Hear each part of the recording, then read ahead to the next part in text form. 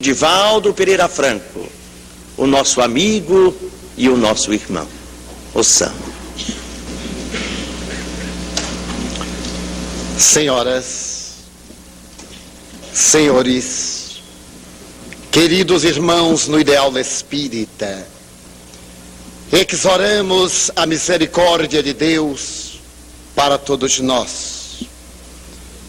No dia 13 de novembro de 1793, depois que a França concedeu os direitos humanos através da Revolução de 89, na Catedral de Notre-Dame, em Paris, Pedro Gaspard Chaumette, representando a comunidade francesa, ergueu-se no púlpito e, com uma voz entusiasmada, declarou no discurso imponente: acabamos de libertar-nos de Deus. A revolução que derrubou a casa dos Bourbons acaba de derrubar a tradição divina. Neste santuário, onde por séculos a ignorância esteve em predominância, abre agora suas portas a Deus, a razão.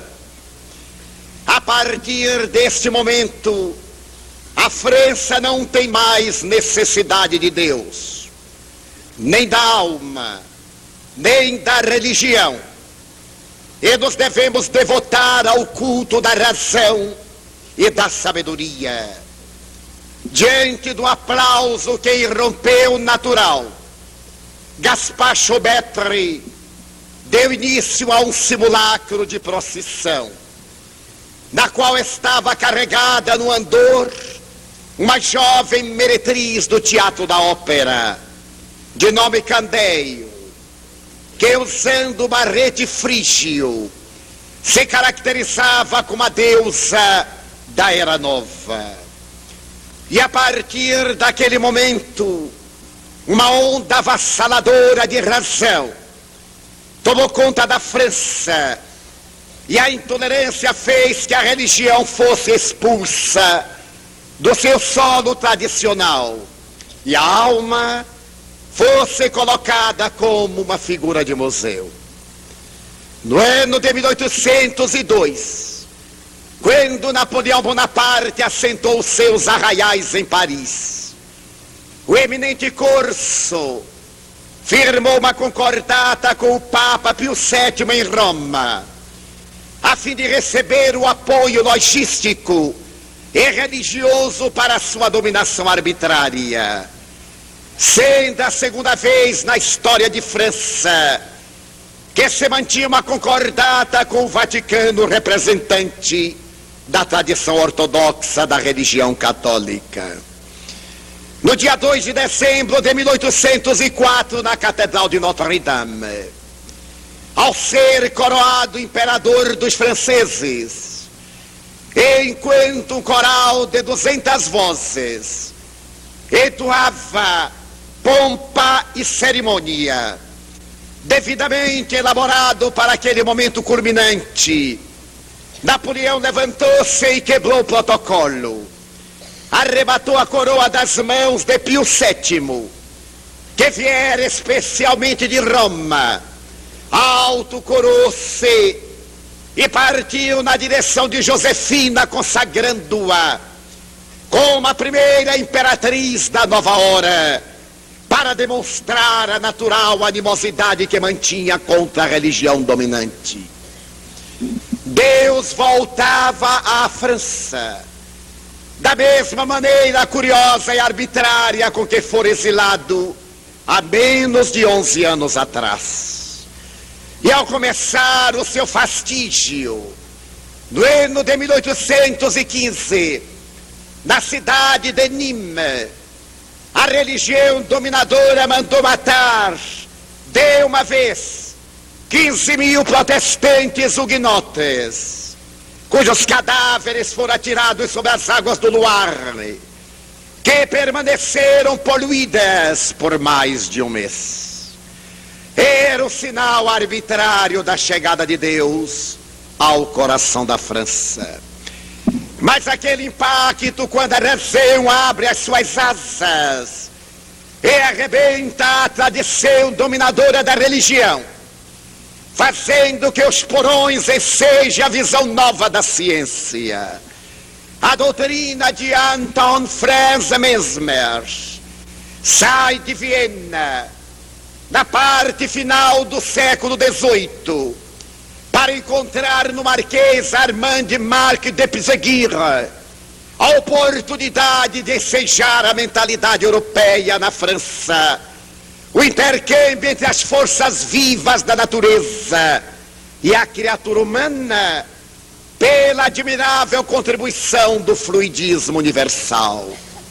De imediato, a ciência arrebentou as velhas algemas medievais que a retinham no porão e veio habitar a Salpêtrière e a Sorbonne, que deixava agora de ser a zeladora religiosa da cultura, para ensejar que o pensamento revolucionário da filosofia instalasse os seus arraiais nas catedrais universitárias para que o povo pudesse pensar. No dia 31 de março de 1848, em Londres, ergue-se uma voz solitária e apresenta um manifesto comunista, imprecando contra o totalitarismo da religião. A obra de Carlos Marx tenta libertar da opressão da ditadura humana o homem que se havia feito escravo do seu próprio irmão e envergonhado com a religião, que se tornaram ópio para as massas. Marx apresenta uma tradição de natureza econômica, capaz de pelo menos tornar as criaturas iguais perante as manifestações da sociedade. E o fez porque crianças morriam nas indústrias têxteis da Inglaterra, da Holanda, da Bélgica, sem terem o direito de ver a luz do sol, vendidas pelos seus familiares até serem vitimadas pela tuberculose pulmonar. E a religião que conivia dizia às vítimas que deveriam confiar no reino dos céus, para onde seriam trasladadas, ao tempo em que abençoava aqueles que as exploravam, dando-lhes o reino dos céus, a contributo pesado da própria ignorância monetária. Graças a isso, Carlos Marx teve a coragem de arrebentar a ditadura da fé, abrindo espaço para que logo depois Schopenhauer estabelecesse a filosofia do pessimismo e se libertasse de Deus, proclamando a era nova da razão em pleno apogeu do século XIX. De imediato, Friedrich Nietzsche apresenta o seu Assim Falava Zaratustra e coloca na boca de uma personagem central toda a revolta da criatura humana contra o Deus totalitário vigente, quando louco diz na praça pública: senhoras e senhores, acabei de matar Deus. Já que podemos pensar, não temos necessidade de Deus. Louvemos a liberdade, cantemos nosso hino à razão, Deus morreu.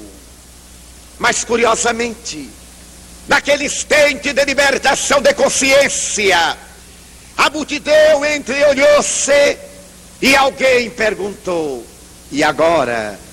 Agora que não temos Deus, que será de nós? Quem se encarregará de acender as estrelas dos céus e de dar alimentação aos animais perdidos no campos e nas águas? Quem cuidará da noite tenebrosa? E Nietzsche assevera que uma tristeza muito grande tomou conta da criatura humana. Era a morte de Deus em menos de 100 anos, por segunda vez.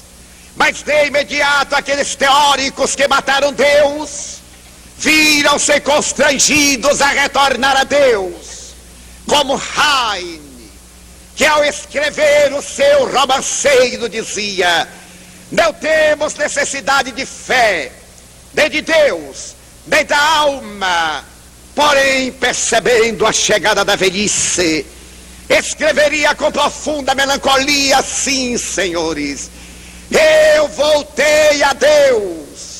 A suave nostalgia do céu sensibiliza-me, e a realidade da morte que abre o seu falseante para mim fascina-me e atormenta-me.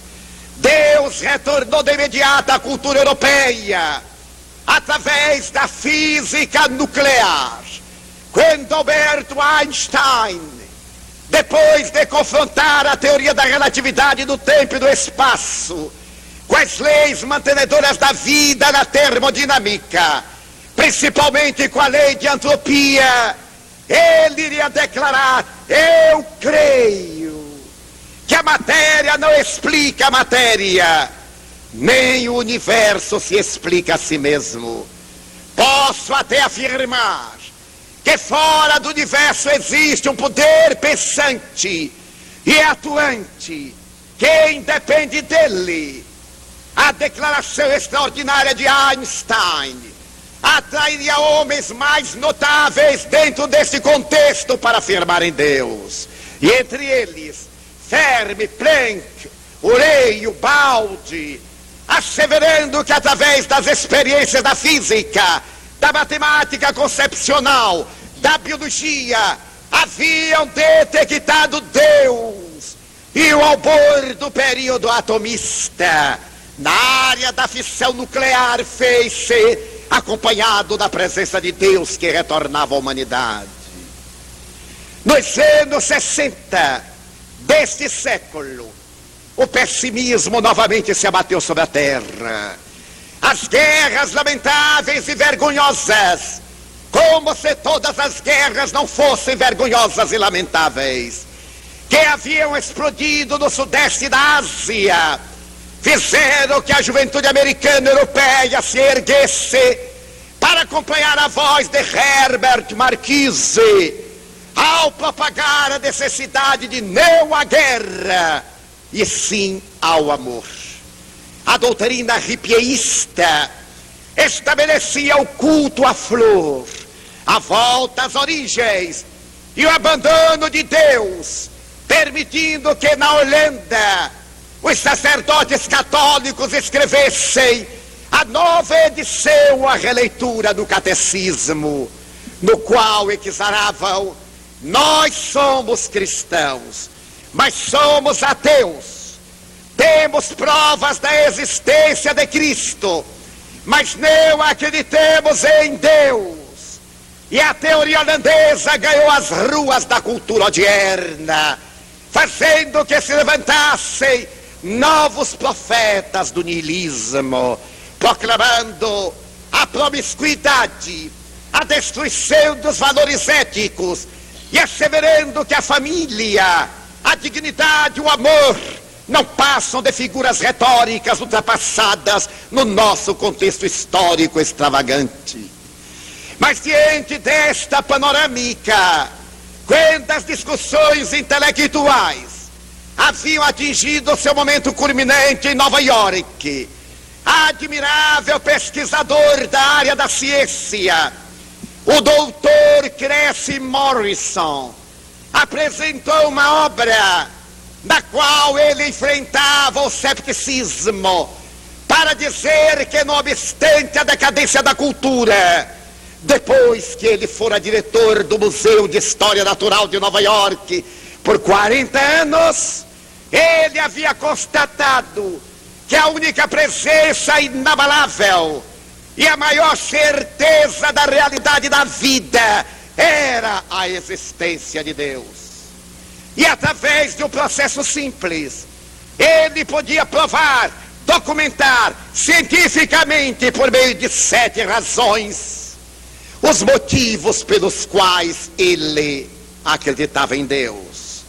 Fazendo uma análise paisagística, Cressy Morrison assevera que crê em Deus por causa da lei das probabilidades matemáticas, que demonstra que há uma causalidade no universo, matemática absoluta, que não varia, e que a vida na Terra somente é possível porque algo ou alguém, cuja capacidade é transcendental, estabeleceu leis de tal equilíbrio que a vida se manifesta de maneira inexorável, atestando-lhe a própria causalidade. E partindo desta dedução matemática, ele nos propõe que tomemos 10 moedas do mesmo valor e anotemos em ordem crescente em cada uma delas um número de 1 a 10 para tentarmos a lei das probabilidades. Coloquemos as moedas em nosso bolso ou num vasilhame qualquer. Tentemos retirar sem ver a moeda número 1. A nossa probabilidade de êxito é de 1 vez para 10 tentativas fracassadas. Se devolvermos a moeda número 1 e tentarmos retirar a de número 2, a nossa probabilidade será de 1 vez para 100 tentativas fracassadas. Se devolvermos a de número 2 para tentar retirar a de número 3, a probabilidade será de 1 vez para 1000 tentativas inexitosas. E se nós desejarmos a experiência, retirando a moeda, devolvendo, retirando, devolvendo, até a 10ª, em ordem crescente, a nossa probabilidade de êxito será de 1 vez para 10 bilhões de tentativas perdidas. Logo, se olharmos as razões que mantêm a vida na Terra, veremos que não foi o acaso. Por exemplo, o Eno Geofísico Internacional estabeleceu que a Terra tem uma inclinação de 18 graus em relação ao seu eixo. E isto não é casual. Se o eixo da Terra fosse perpendicular, a vida seria impossível, porque os gelos acumulados nos polos desceriam na direção do Equador e matariam toda a vida. A Terra está colocada a 150 milhões de quilômetros de distância do Sol. E não é casual. Se ela estivesse mais próxima, o excesso de calor destruiria a vida. E se ela estivesse mais recuada, a ausência de calor se encarregaria de matar a vida. A Lua, se por acaso estivesse a apenas 75 mil quilômetros da Terra, a vida seria impossível, porque a pressão magnética da Lua sobre as águas ergueria os oceanos até as montanhas mais altas, produzindo uma erosão total e o aniquilamento da vida. A Terra gira em volta do seu eixo com a velocidade de 1.600 quilômetros horários. E não é por acaso. Se por acaso esta velocidade fosse 10 vezes menor, 160 quilômetros, a vida seria impossível, porque as noites seriam de 120 horas e o frio se encarregaria de matar tudo aquilo que vive. Os dias seriam de 120 horas e o que sobrevivesse da geleira seria destruído pelo excesso de ardência do calor. Logo, se examinarmos a atmosfera terrestre, ela se apresenta em uma distância ou uma amplitude de 60 quilômetros como camada protetora da Terra, e não é por acaso. Se ela fosse mais rala, os meteoros e meteoritos, os aerólitos e aerolitos cairiam em tanta quantidade que a vida seria totalmente impossível, provocando milhões de incêndios diariamente na superfície da Terra.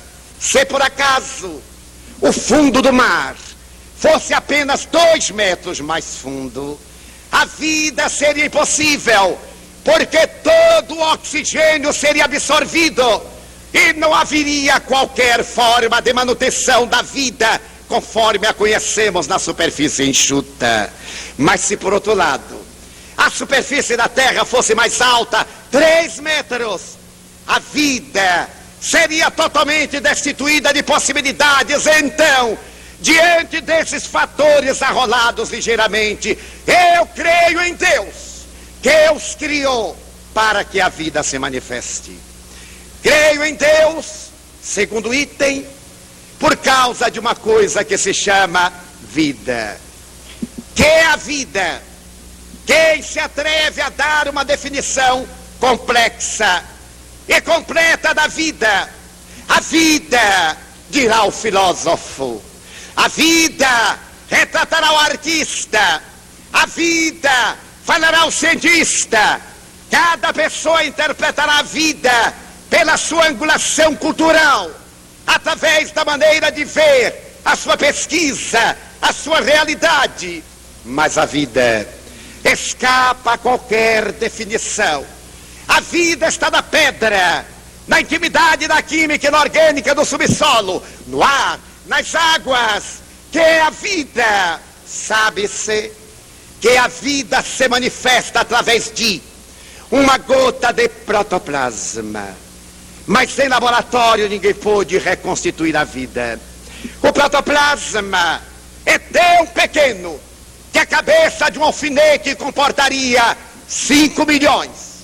Se por acaso a vida da Terra se acabassem, 5 bilhões e 200 milhões de criaturas humanas, todos os animais, aves, mamíferos, répteis, peixes, batráquios, se toda a flora se extinguisse e ficasse um protoplasma e um raio de sol, através do fenômeno da mitose ou cissiparidade, este protoplasma, graças ao heliotropismo, se modificaria, mudaria de estrutura, e 10 bilhões de anos depois a vida estaria repetida conforme a conhecemos hoje.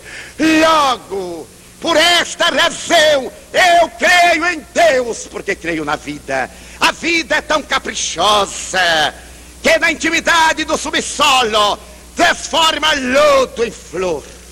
Do pântano faz que medrem os lírios mais perfumados. A vida é um escultor tão maravilhoso que a botânica jamais encontrou 2 folhas absolutamente iguais. Ele é capaz de esculpi-las todas totalmente diferentes uma das outras. Por isto, eu creio em Deus.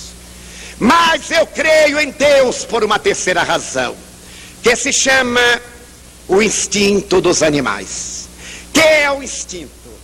Nós falamos muito de instinto, desses fenômenos automatistas que trazemos através da hereditariedade, que herdemos dos nossos ancestrais, os animais. Mas o instinto dos animais a maior prova de Deus. Esse instinto que lhes dá a preservação para a vida é Deus cantando a sua glória na criação. Por exemplo, a vespa, quando se vai reproduzir, ela sabe que ao pôr os ovos ela morre. Mas ela sabe também que ao morrer, os seus ovos ficarão totalmente desprotegidos.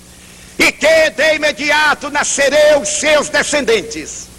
Como sabemos, todos os insetos já nascem adultos e parecem nordestinos com fome.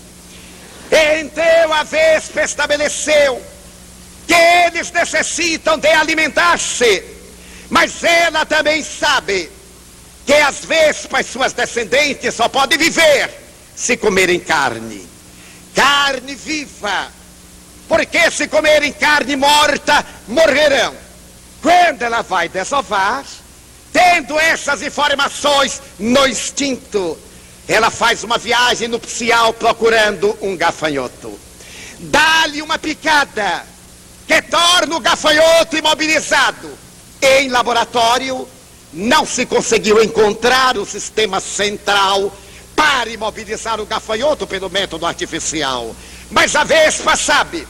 Depois ela arrasta o gafanhoto, faz uma cova, deposita-o e desova em torno das partes não mortais do gafanhoto. Na parte do abdômen, ela desova, viaja e morre. A sua prole aparentemente está abandonada. De repente surgem as pequenas vespas que começam a comer aquela carne congelada, viva. E à medida que vão às partes centrais importantes, o gafanhoto morre. Então as vespas voam tranquilas, porque já podem buscar fora o seu alimento. Quem que ensinou a vespa toda esta técnica da manutenção da vida? Mas se é intrigante o fenômeno das vespas, mais notável é o das enguias. As enguias sabem que depois de reproduzirem-se, morrem.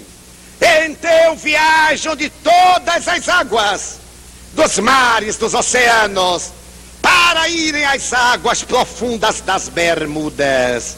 Elas somente se apresentam na procriação nas águas das Bermudas. Então ali elas procriam e morrem seus descendentes, aparentemente fracos, sem ter nenhuma direção, utilizando-se de radares e sonares, voltam às águas de onde vieram seus ancestrais. Nunca foi encontrado uma enguia americana em águas europeias, ou vice-versa. Mas este instinto é tão notável que a enguia europeia, porque mora muito longe das Bermudas, tem a sua reprodução atrasada 1 ano para viajar e se reproduzir quando chegam as irmãs americanas. Então o instinto dos animais dá-nos uma excelente prova de causalidade. Se nós observarmos o João de Barro das nossas florestas, quando chega a primavera, ele está feliz, porque no inverno ele trepou ao galho mais alto da árvore, colocou o bico na direção do vento. Então ele descobriu em que direção viriam os ventos do futuro inverno. Ele constrói a sua casa, coloca a porta no sentido contrário, desova, e quando o inverno se torna mais agudo e sopra, ele tem a prole defendida, pois que do contrário, se os ventos hibernais entrassem no seu ninho, matariam seus descendentes. E não erra nunca. O que mata de inveja o serviço de meteorologia, que não acerta nunca. Mas o fenômeno maravilhoso do salmão é profundamente comovedor. Quando o salmão vai desovar, ele faz uma viagem às águas onde nasceu e viaja contra a correnteza. Se nós pegarmos o salmão no mesmo rio e colocarmos num afluente, ele sabe que não é ali. Ele retém a desova e somente se reproduz nas águas onde nasceu. Então eu creio em Deus pelo instinto dos animais.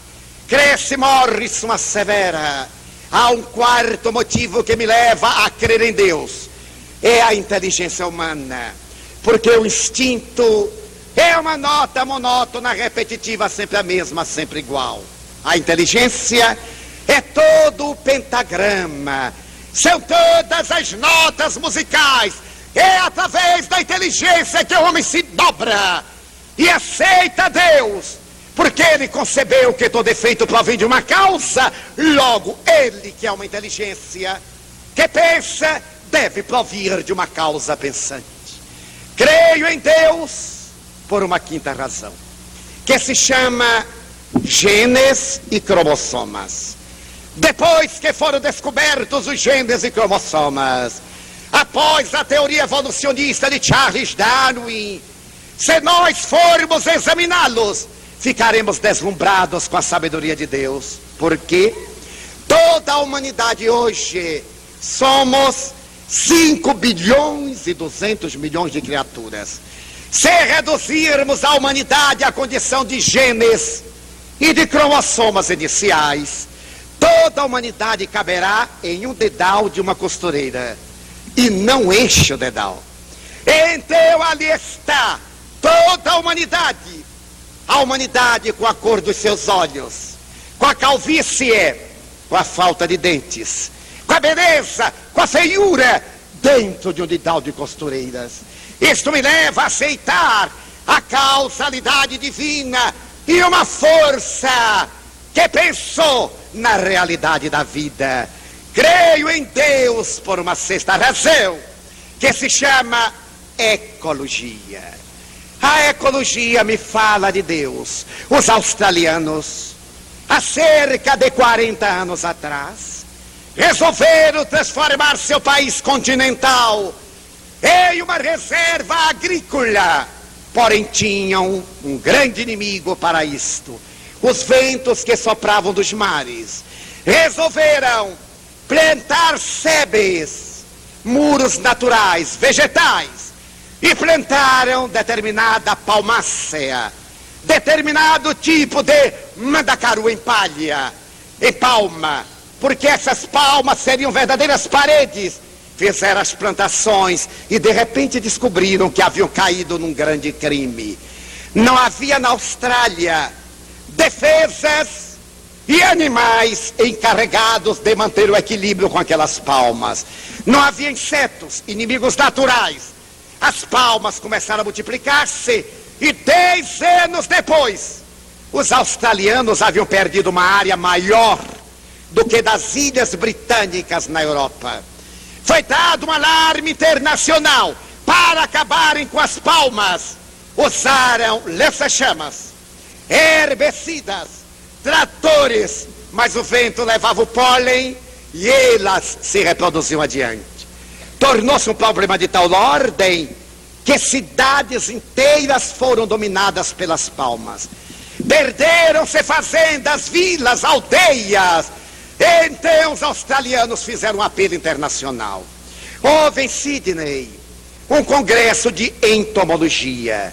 E os estudiosos de insetos, depois de meditarem muito, chegaram a uma conclusão: se eles conseguissem um inseto que gostasse daquela palma, que tivesse muita fome e se reproduzisse com muita facilidade, tudo se resolveria. Foi decretada uma caçada mundial. E os senhores não imaginam onde encontraram esse inseto. Sim, foi no Brasil. Na Amazônia. Encontraram um besouro que adora aquela palma e que se reproduz mentalmente, tal na celeridade que tem. Levaram os besouros e jogaram os brasileirinhos na palma. Os brasileiros não são bons mais no futebol, mas na palma foram formidáveis. Começaram a comer e a multiplicar-se, a comer e a multiplicar-se. Então os australianos ficaram desesperados, porque disseram: acabam as palmas e o que é que nós faremos com os besouros? Foi quando a ecologia equilibrou. À medida que as palmas acabavam também os besouros. Ficaram besouros para palmas e palmas para besouros, mantendo o equilíbrio ecológico que nós estamos destruindo. Mas esta lei do equilíbrio é tão notável. Como nós sabemos, os insetos respiram através de tubos. Quando eles crescem, os tubos não crescem. Então eles morrem. É a cigarra que arrebenta pelas costas, dizem, de tanto cantar. Não é. É por incapacidade respiratória, mas não é por acaso. Já foram classificadas 750 mil famílias de insetos. E isto é uma providência divina, porque se os besouros, os insetos crescessem e o tubo respiratório também, a vida seria impossível. Porque algumas pulguinhas de estimação que devem haver por aqui estariam aqui como paquidermes e tomariam conta da terra. Logo eu creio em Deus, e creio em Deus por uma sétima razão, que se chama imaginação. É através da imaginação que nós podemos crer em Deus.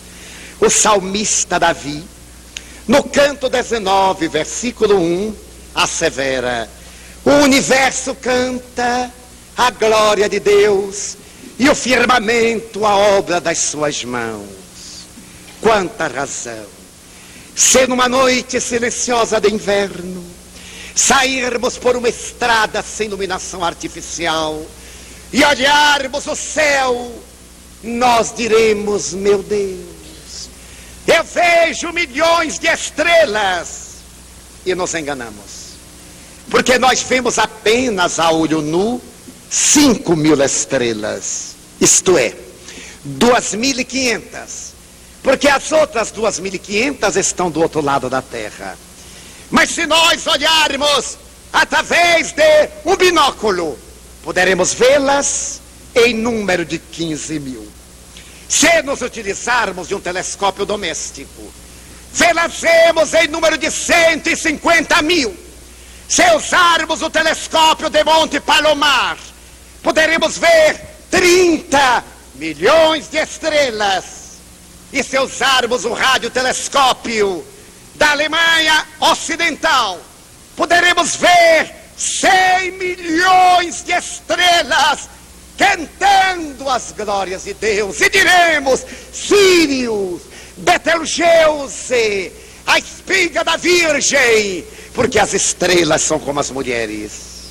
Quando jovens brilham, na meia-idade ficam amarelas, na velhice ficam vermelhas e salpicadas de manchinhas. As estrelas também envelhecem. Betelgeuse, Canopus, tem cerca de 11.000 graus centígrados, enquanto o Sol de quinta grandeza tem 6.468 graus centígrados na sua intimidade. Então nós diremos: meu Deus!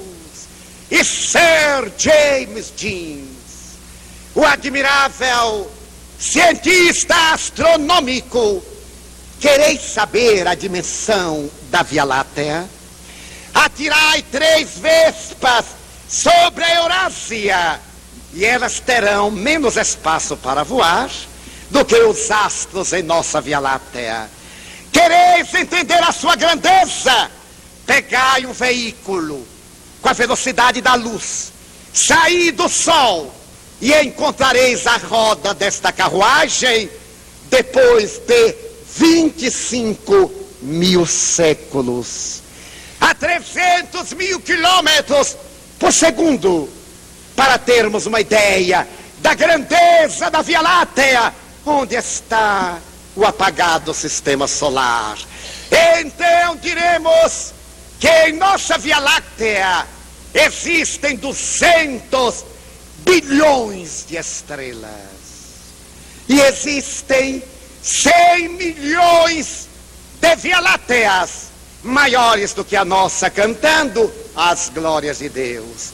Para que a vida seja possível e o equilíbrio do nosso sistema se dê, o Sol, para manter a energia mantenedora da gravidade, ele converte por segundo 420 milhões de toneladas de massa em energia, o que equivale a dizer que ele se vai acabar. E quando acabar a sua massa, o sistema entrará em caos. Oportunamente, numa cidade, ao apresentar esse dado, terminada a conferência, veio até mim uma moça com uma estrela amarela e me perguntou: irmão Divaldo, é mesmo que o nosso sistema vai acabar? Dizem os astrônomos. Respondi: o Sol vai morrer e a Terra. Sim, vão morrer o Sol e a Terra. Mas quando será isto? Dentro de 10 bilhões de anos.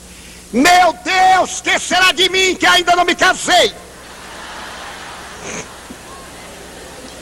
Então, Sir James diz: manda que olhemos a noite estrelada, e ao fazê-lo, levaremos emocionados a língua ao véu palatino, e tragamos em seco. Então Deus sai de lá e vem para o nosso corpo, cantando as suas glórias. Neste movimento da língua, acionamos 16 músculos que não nos damos conta. E nesse momento em que acionamos esses músculos, 5 milhões de papilas gustativas abrem-se para a realidade da digestão.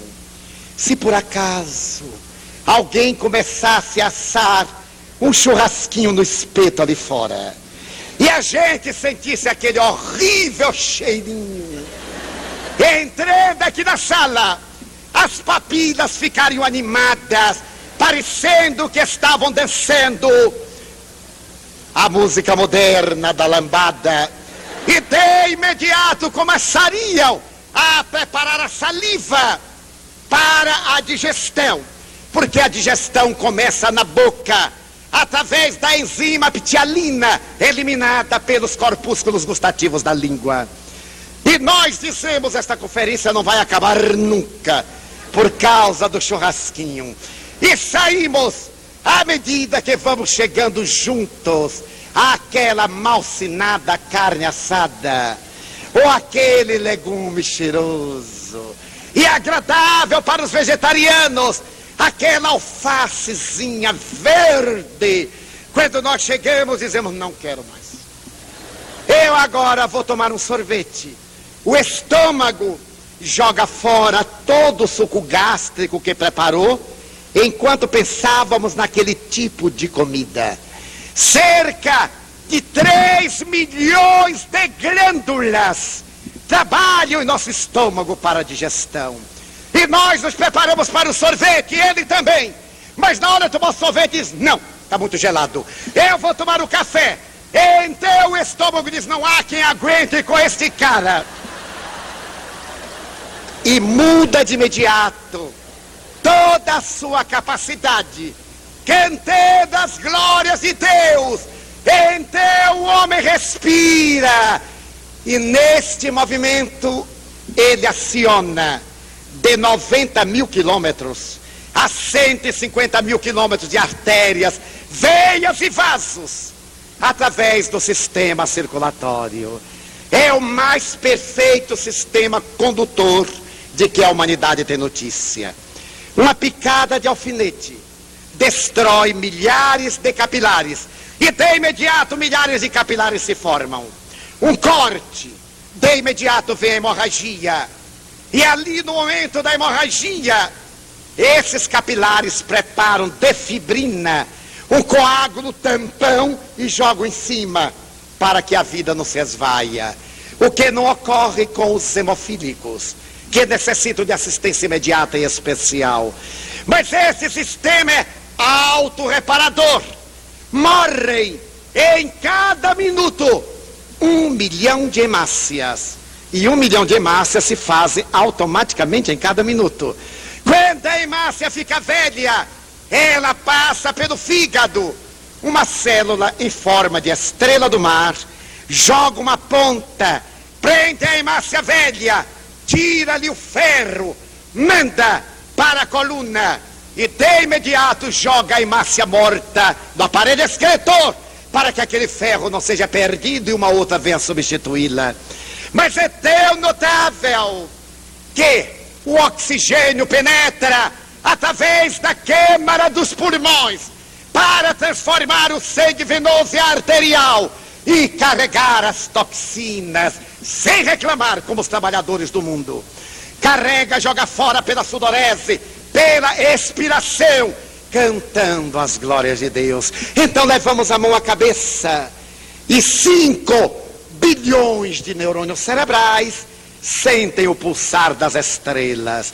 Uma corrente de neurofisiologia afirma de que eles, quando padecem de anóxia, falta de oxigenação, morrem e não se reproduzem mais. Outras escolas afirmam que alguns ainda se reproduzem. Mas é Deus que está em nossa caixa craniana. Nós ouvimos uma música, como as que foram cantadas aqui, Over the Rainbow. Quem não se recorda da suave canção de Judy Garland, sob o arco-íris, ou a voz maravilhosa de Gilda, cantando Ave Maria para nós.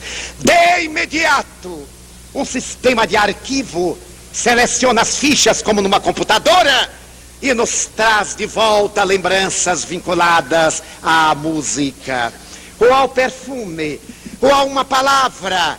Nós dizemos o nome e de imediato os arquivos da memória abrem-se, o que mata de inveja o INPS, cujos arquivos ninguém acha nada nunca.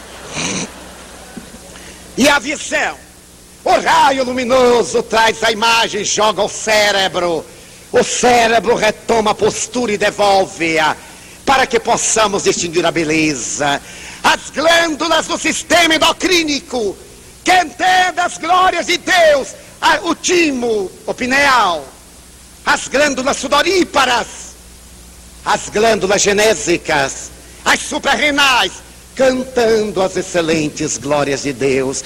Então o homem, diante deste amor, diz com João Evangelista, Deus é amor.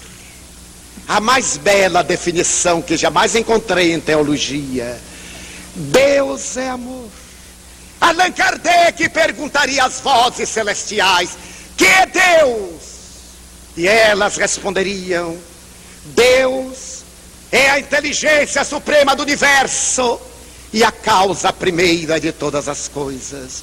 João, o suave discípulo de Jesus, que se reencarnaria como Francesco Bernardone, il poverello, o sol de Assis, diria que Deus é amor. E é através do amor que nós entenderemos Deus. Vejamos. Vivia na segunda metade do século XIX na Califórnia, em São Francisco, uma mulher que se notabilizou pela beleza, casada com um ex-senador de idade. Ele era então o governador do estado da Califórnia. E Madame Stanford era a rainha da beleza, da fortuna e da juventude. Casada com um homem já na senectude, ela desfrutava de todos os favores que a beleza e a juventude conseguem aurir. Ele amava, e Madame possuía tudo que, pelo menos, na terra faz a felicidade. Era rica, era bela, era magra, ideal de toda mulher. E além de tudo tinha um filho. Madame, através desse filho que se chamava Leland, auria de toda a felicidade que se pode imaginar. A casa de Madame ficava no bairro de Palo Alto. Era uma mansão com várias salas. Madame era figura obrigatória nas rodas sociais. E Leland, seu filho, era a joia que ela idolatrava. Ela costumava dizer que amava aquele filho como a própria vida. Porém o amava como certas mães. Primeiro o prazer, os deveres sociais, a vida, para depois os compromissos domésticos e do lar. Neste momento grave, em que a família se decompôs e os pais subornam os filhos dando presentes para não se darem, e que temos a preocupação de ter vários empregos para ganhar dinheiro e não ter tempo de ficar dentro de casa porque somos neuróticos, entreguemos os filhos a empregados caros para não termos a responsabilidade de os educar. Madame não fugia à regra já na segunda metade do século XIX.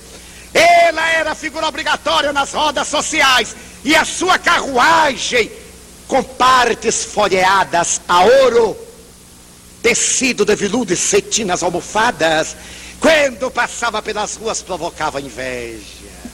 A casa de Madame era tapetada com peças que vieram da Pérsia, da Babilônia, e Madame era realmente feliz, invejada por todos, cobiçada.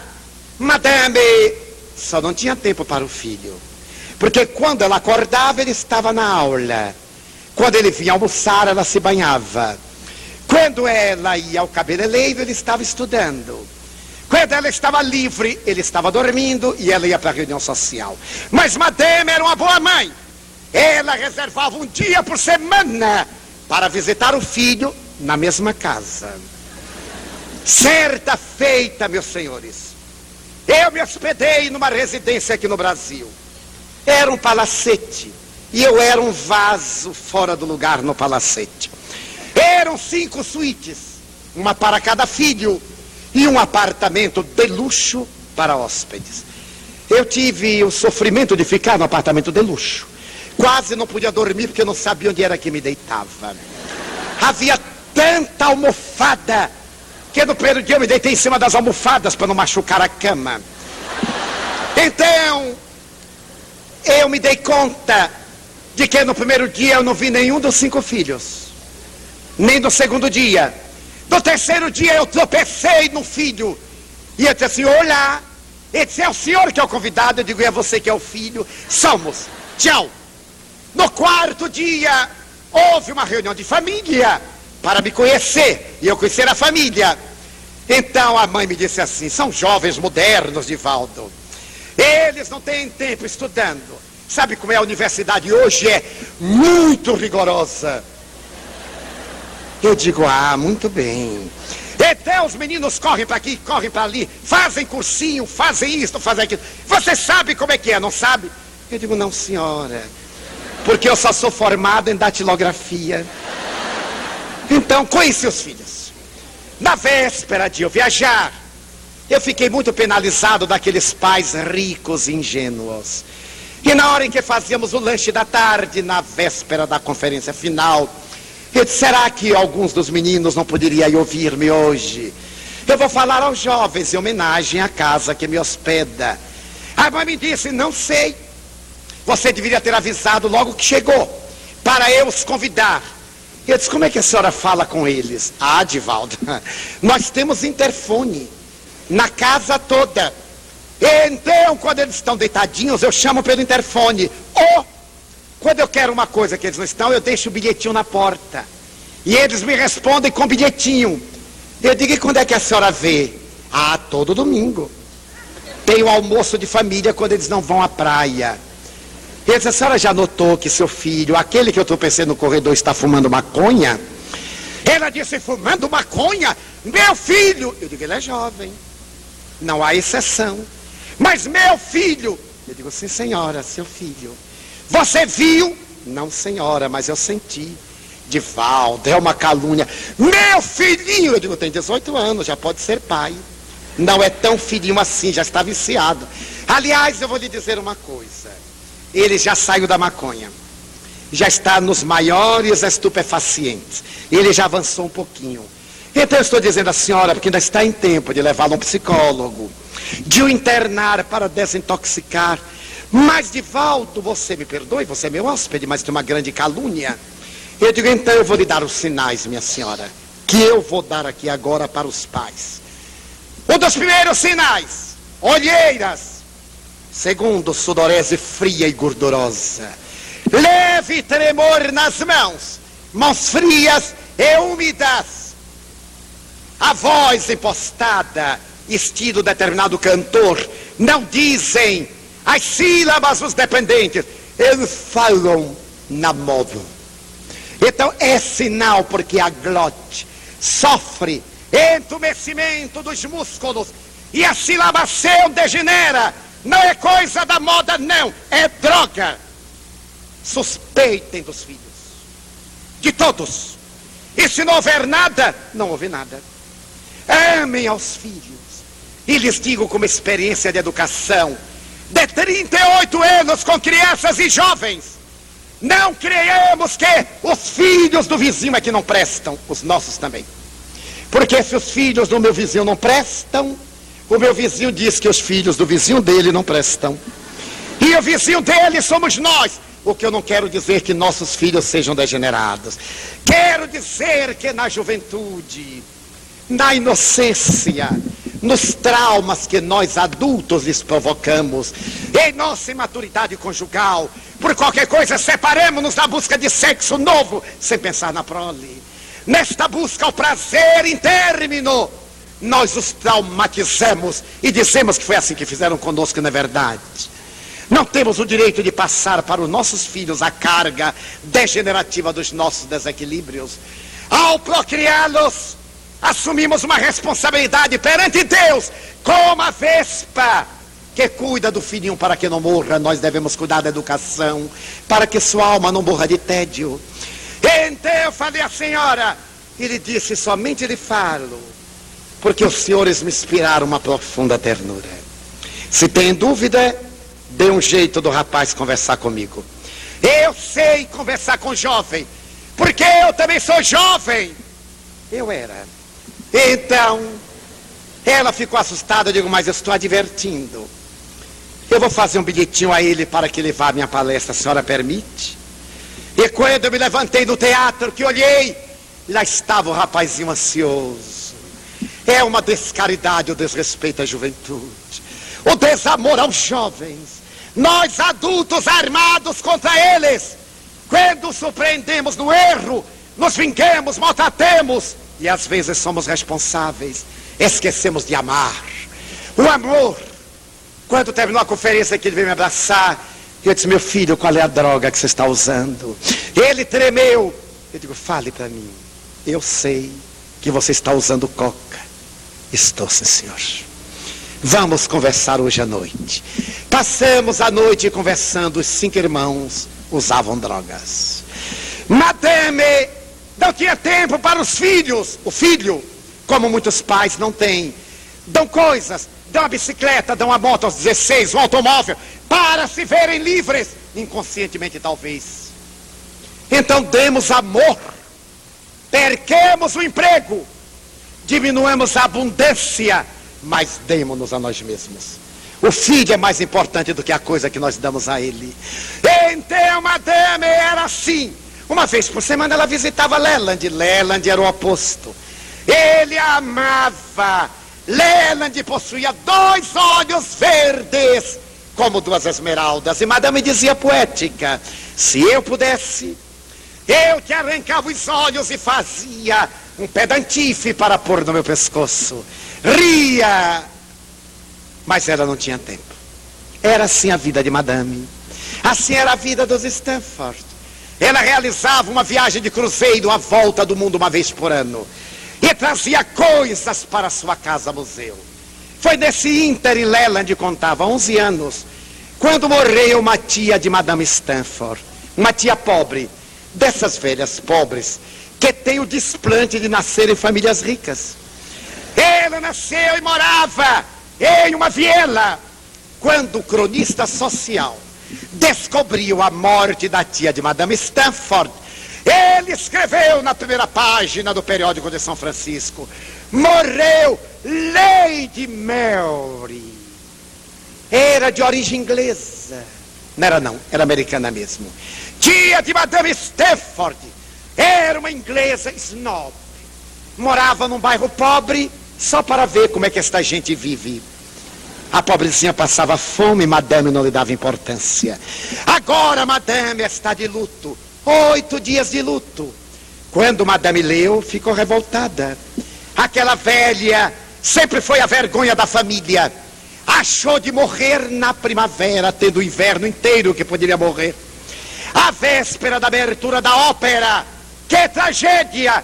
Ficar uma semana dentro de casa. Mas era a obrigação social. E no dia seguinte, Madame perguntou ao marido, o que é que eu vou fazer da minha vida? Uma semana inteira nesta casa insípida, neste museu. O marido idolatrava. Meu bem, já que você não tem o que fazer, vá brincar com o nosso filho. Ai, é mesmo, Leland. Pessoas que têm filhos no retrato da carteira, para apresentar aos amigos, mas dentro de casa mal dão bom dia. Ela correu. E quando chegou a ala, Leland estava tocando no clavicórdio. Uma balada triste. Madame entrou, tirou o sapato, a tapeçaria fofa. Ela sentou-se, colocou a cabeça na perna magra do filho e olhou de baixo para cima, os 2 olhos verdes que tocavam o cravo. Ele tocou e ela cerrou os olhos. Quando ele acabou, ela perguntou: meu filho, que música triste, Leland. Por que tu cantas ou tocas esta música? Porque se parece comigo. Quem te ensinou? A minha babá Normanda. Tu sabes o que significa? Sim, mamãe. Eu sei cantá-la. Mamãe, quero ouvi-la. E voltou a tocar e a cantar a melodia. A voz da cotovia triste enchia de ternura aquela sala de museu. Quando ele acabou, madame estava comovida e disse: meu filho, conta-me a história da canção. É a canção de uma criança triste, mamãe, que morava numa praia da Normandia. Diariamente ele ia com a mãe e o pai ao mar. O pai pegava o barco e ia pescar e gritava das águas: eu voltarei quando o sol deitar-se no poente. E ao cair da tarde iam buscá-lo diariamente. Um dia eles foram buscar o pai e ele não voltou. Nem na manhã seguinte, nem no cair da tarde do segundo dia, nem ao fim de semana. Então a mãe olhou o mar e disse ao filho: senta-te aí, eu vou buscar teu pai, que me roubaram as sereias. Adentrou-se pelo mar: espera por nós.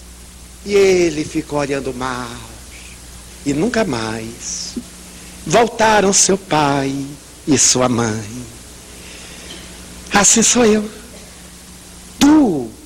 Mas tu me tens a mim, é verdade. Eu tenho uma mãe que está sempre no mar dos compromissos sociais. Mas tu tens teu pai, sim, que vive no oceano da política. E eu aqui aguardo. Leland, tranquiliza-te. Teremos uma semana inteira para nós, mamãe, porque morreu uma tia desagradável nossa. E eu tenho que ficar em casa. E durante a semana correram de um lado para o outro. Leland amou-a mais. E madame descobriu que amava o filho. Porque o amor resulta da convivência. Só se ama aquilo que se conhece. O mais é entusiasmo, são paixões. No fim da semana, ele perguntou: mamãe, quantos dias mais? 2 dias, Leland. Mamãe, toda vez que morrer uma tia, a senhora vai ficar em casa? Vou, Leland. Mamãe, quantas tias você ainda tem? Não, Leland, não é assim, meu filho. Mas uma amiga de madame, sabendo que ela estava encarcerada naquele palácio, veio e disse: sabe o que eu descobri? Aqui em São Francisco tem um orfanato. E eu tive uma ideia. Amanhã, que é domingo, você vai ao orfanato levar doces e guloseimas aos órfãos. Eu convido a imprensa para que coloquem dama de caridade com a alma trucidada de angústia. Vai fazer a caridade aos órfãos. E você sairá desta casa horrorosa. Madame exultou. Que maravilha! Mandou fazer doces guloseimas. E no domingo, pela manhã, 2 empregados de livré colocaram os doces e as guloseimas na carruagem folheada a ouro. E madame desceu. De repente, à porta do palácio apareceu Leland, vestido de veludo azul com uma tela de Gainsborough. Madame olhou e sentiu ternura. Então ela perguntou: Leland, queres vir comigo? Oh, mamãe. Ele desceu a escada correndo, entrou, bateu a porta. Aonde mamãe vai? Madame deu sinal, a carruagem começou. Os empregados tomaram a postura atrás e ela disse: nós vamos fazer uma visita ao orfanato. Oh, mamãe, e que é um orfanato? Orfanato? Tu não sabes o que é orfanato? Não, mamãe. Esses professores de hoje não ensinam mais nada à criança. Tu não sabes o que é orfanato, Leland? Não, mamãe. Que é? Bem, deixa-me ver como te digo. Orfanato é uma casa de órfãos. Ah, mamãe, e que são órfãos? Leland, tu não sabes que são órfãos? Não, mamãe, eu nunca ouvi esta palavra em nossa casa.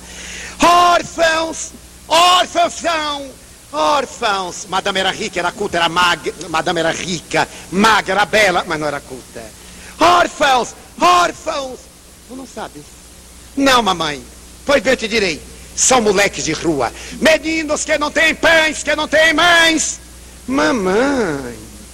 E existem crianças que não têm pais e que não têm mães? Lógico. Mas, mamãe, não é papai o governador? Sim. E por que ele não dá pães a crianças que não têm mães? Política, meu filho. Eu não entendo. E por que mamãe não dá? Problema de Deus, que os fez pobres e a nós nos fez ricos. Mas mamãe, é um absurdo. Os órfãos são seres que não têm mães e que não têm pais. Cala-te, Leland, que eu estou indo fazer uma ação de caridade. Chegaram ao orfanato. Madame saltou. Os órfãos vieram correndo e ficaram à porta. Os órfãos são iguais no mundo inteiro.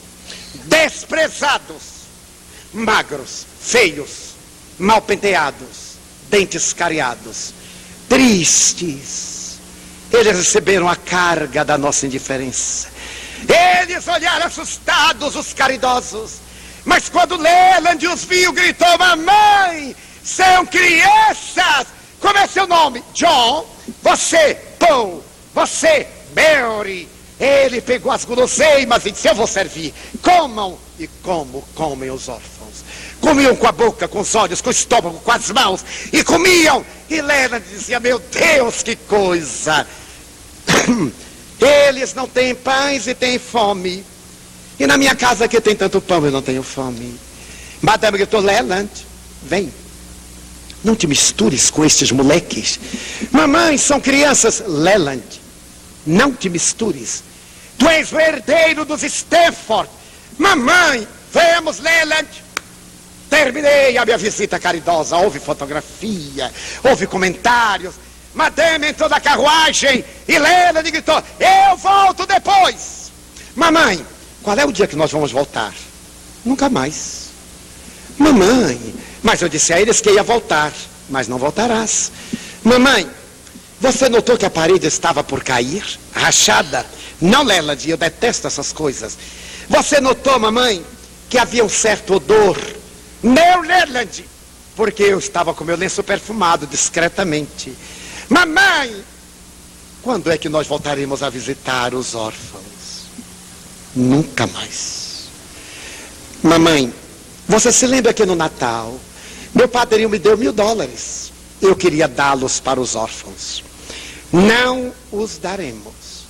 Mamãe, mas o dinheiro é meu. Eu sei, mas teu pai colocou numa caderneta de poupança. Lá o governo não bloqueia, não. Então está lá em teu nome. Mamãe, Leland.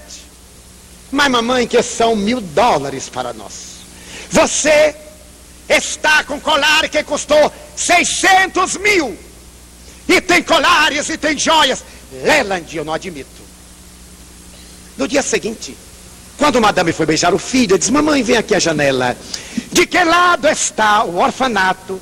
Ali, Leland. Então é lá que estão os meus irmãos órfãos. Irmãos teus? Filhos de quem? De Deus. Eu também sou, né, mamãe? Mas eles não são teus irmãos. São a ralé. Mamãe, leve-me ao orfanato. Não, meu filho. Eu me arrependo de ter te levado. E no dia seguinte, mamãe, leve-me ao orfanato. Não, Leland. E depois, 3 dias passados, Leland enfermou. Chamado médico que viu a criança febril, que ao ouvir disse: madame, só há 2 alternativas. Ou levar o menino ao orfanato, ou tirá-lo de São Francisco. Prefira a segunda. Tirá-lo-ei de São Francisco. Madame programou uma viagem à volta da terra. Pegou o primeiro vapor transatlântico. Entrou na Europa por Barcelona. Esteve em Madrid, em Paris, em Haia, em Londres. Desceu a Itália em pleno agosto. E depois de percorrer várias cidades, em uma suíte de luxo de um hotel superior, Leland adoeceu. Chamados os médicos, o diagnóstico foi terrível. Febre amarela. À época, ainda não havia sido isolado o organismo que provocava a febre amarela. Não havia cura. Os médicos disseram: senhora, ele vai morrer. Meu filho vai morrer. Não há cura para a febre amarela, mas tem que haver cura. Quem pode salvar meu filho? Deus, ou o médico da Rainha Vitória. Mandem buscá-lo. E se for necessário, trago a rainha. Eu posso pagar. Tragam. E Madame dobrou-se no quarto de luxo, sobre o leito do filho que delirava na alcamia da febre. Na segunda noite, Leland abriu os olhos verdes e disse: mamãe, leve-me à janela. A empregada correu, abriu o cremone. O vento morno de Roma levantou as pernas brancas das cortinas. Madame carregou seu tesouro, ela o amava. E chegando à sacada do céu de Roma, ela pôde vislumbrar as estrelas. Leland, ofegante, perguntou: mamãe, aonde está São Francisco? Ali, meu filho. Então é lá que estão meus irmãozinhos os órfãos, mamãe. É, meu filho, fica bom depressa, para voltarmos à América, e eu te levar para que vejas os teus irmãos, os órfãos. Por Deus, fica bom. Meu Deus, salva meu filho. Leland disse: estou muito cansado, mamãe. Ela o colocou sobre a colcha de cetim. O menino começou a ter pré-convulsões. De repente ele disse: mamãe, eu vou morrer. Não, Leland, já vem providências pelas estradas da Europa. Mamãe, eu lhe quero pedir uma coisa. Quando eu morrer, não digas isto. Quando eu morrer, você será uma mãe que não tem filhos. Não é verdade? Mas tu não vais morrer, Leland. É verdade, mamãe? Será verdade. Então eu te quero pedir, depois que eu me vá e que tu sejas uma mãe que não tem filhos, eu te peço, torna-te mãe dos filhos que não têm mães. Tu farás, mamãe? Farei. Mas não é necessário que tu vás. Eu farei, nós somos ricos, Leland. Eu adotarei teus irmãozinhos como meus filhos. Mamãe, veja, mamãe, ouça.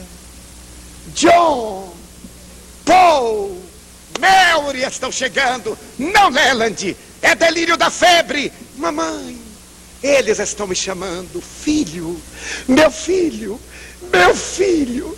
Mamãe. Leland tombou a cabeça. Madame deu um grito, desmaiou. E quando voltou à consciência normal, Leland, os olhos verdes abertos, e ele paralisado pela cortina da morte. Madame cerrou-lhe as pálpebras, mandou embalsamar o filho, colocou no caixão de mogno e de cristal e retornou à América. Quando ela chegou a São Francisco, a cidade estava de luto. O governador e toda a sociedade veio ao porto. A guarda de honra desceu o caixão. A carruagem dourada estava ali. Madame mandou colocá-lo transversalmente e disse ao cocheiro: para o orfanato. E enquanto a música trazia a patética de Chopin, a sua marcha fúnebre, a cidade de São Francisco acompanhava o féretro de Leland na direção do orfanato. Quando os órfãos saíram à porta, Madame estava transvariada e começou a gritar: Leland, Leland, meu filho, perdoa-me, Leland. Aí estão os teus irmãos, os órfãos, meu filho. Aí estão os órfãos, perdoa-me, Leland. E levou a Palo Alto e o inumou numa sepultura rasa, colocando uma lápide de mármore onde escreveu: aqui dormem os olhos verdes de meu filho. Plantou uma roseira trepadeira vermelha, para que o vento quente da primavera chorasse lágrimas de sangue sobre a sepultura branca. No ano de 1905, Felício Terra, jornalista brasileiro, entrevistou Madame. A veneranda velhinha septuagenária morava no bairro pobre de São Francisco. Ele perguntou: senhora, por que você agora está pobre? Muitos filhos. Eu dei a minha casa para os órfãos. Eu vendi cristais, tapetes e pratarias para os órfãos, para dar pães a quem não tinha mães. Então eu descobri que eles precisavam de educação. Renunciei a tudo e dei para os meus filhos órfãos. Senhora, você deu os $1000? Não. Não eram meus, eram de Leland. Eu então fiz uma fundação para educar qualquer criança órfã de olhos verdes, em homenagem aos olhos do meu filho. A casa que Madame ergueu chama-se Universidade Stanford, em São Francisco da Califórnia, uma das 10 mais importantes do mundo. Porque Deus é amor, e Leland reencarnou para trazer aquela mãe aos braços do amor. A doutrina espírita trazendo-nos Deus, através da comunicabilidade dos espíritos e da reencarnação, prescreve que é a caridade, a virtude que leva a criatura a Deus, que é amor. E foi pensando nesses itens, diante dos corações amigos que aqui estamos, que me veio a inspiração pela boca de um amigo, para que falasse de Deus, nesta hora de tantas religiões e de tão pouca religiosidade, de tantos nomes religiosos e de tão poucos sentimentos de amor, deste momento de violência, de ameaça de guerra, desta hora truanesca. Lembrei-me de Deus no firmamento, de Deus nas leis causais, de Deus em nós, de Deus no amor. Que ao retornarmos a nossas casas, levemos embutido em nossos sentimentos a presença de Deus, lembrando-nos de tudo que Ele nos deu, de tanto que Ele nos dá, do quanto nós temos para agradecer e do tão pouco para rogar. E digamos então: Senhor Deus, eu te quero louvar, dizer-te que amo a vida, que para mim é bela e consentida, agradecer-te o amor, que me sensibiliza até as lágrimas, Senhor. Muito obrigado pelo que me deste, pelo que me dás, pelo ar, pelo pão, pela paz. Muito obrigado pela beleza que os meus olhos veem no altar da natureza.